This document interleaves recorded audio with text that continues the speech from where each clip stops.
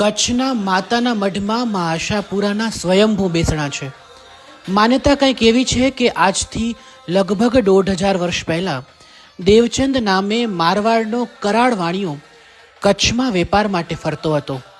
તે દરમિયાન જ્યાં હાલ આશાપુરાનું મંદિર છે ત્યાં આસો મહિનાની નવરાત્રિમાં માતાજીની સ્થાપના કરી અને ખૂબ ભક્તિપૂર્વક આરાધના કરી અને એની જ ભક્તિના આશીર્વાદથી અમારા કચ્છની કુળદેવીનું પ્રાગટ્ય અહીં થયું. મા આશાપુરા કચ્છના પ્રમુખ દેવી દેવતાઓમાંના એક છે.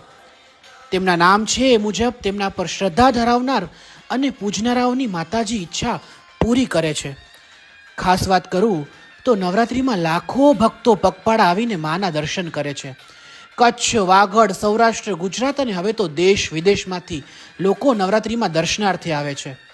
સમગ્ર દુનિયામાં જે કચ્છીઓ વસે છે તે કચ્છમાં આવીને મા આશાપુરાના દર્શન કર્યા વિના પોતાની કર્મભૂમિ પર પાછા ફરતા નથી. સમગ્ર કચ્છની કુળદેવીએ અનેક પરચા પૂરીને પોતાના અસ્તિત્વની હાજરી પૂરી છે. માની મૂર્તિ કોઈએ ઘડી નથી.